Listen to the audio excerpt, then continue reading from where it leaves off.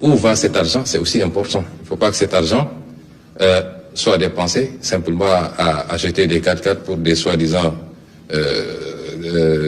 structures qui vont lutter contre le virus, ou bien que dans l'allocation de cet argent-là, ça profite à quelques lobbies et que ça n'aille pas vraiment à la gestion de la crise. Ça, c'est extrêmement important. Et c'est un plan détaillé qui nous permettra de voir. Déjà, j'ai dit carrément au président que je ne suis pas d'accord avec les mesures fiscales du moins.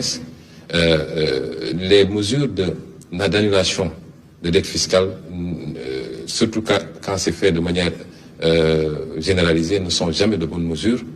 Vous ne pouvez pas mettre dans le même panier ceux qui ont carrément commis des crimes fiscaux, notamment collecter de la TVA et ne pas la reverser, ou collecter de l'impôt sur les salaires et ne pas reverser, avec ceux qui peut-être ont commis des erreurs de bonne foi, c'est des questions d'interprétation, etc., etc.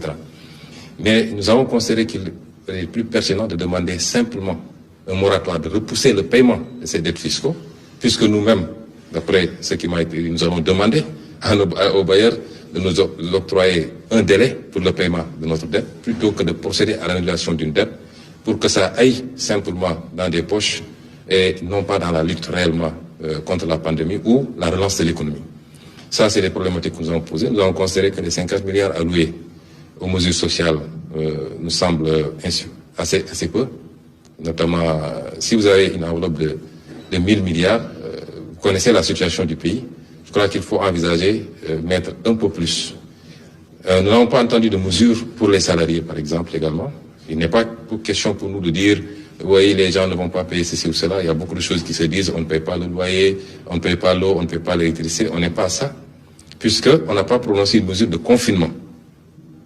Les gens peuvent continuer plus ou moins à vaquer à leur occupation, mais il faut envisager des mesures pour accompagner ces pans, parce que beaucoup de gens dépendent de ces salariés. Et nous avons également abordé des préoccupations, toujours par rapport à l'utilisation de cette enveloppe et surtout au contrôle de cette enveloppe. D'où la pertinence de la question sur le recours à l'article 77 de la Constitution.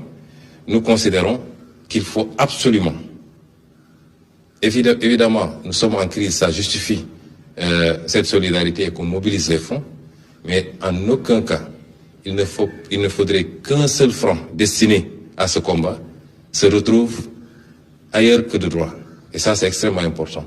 Et c'est une gestion transparente et rigoureuse qui nous le permettrait.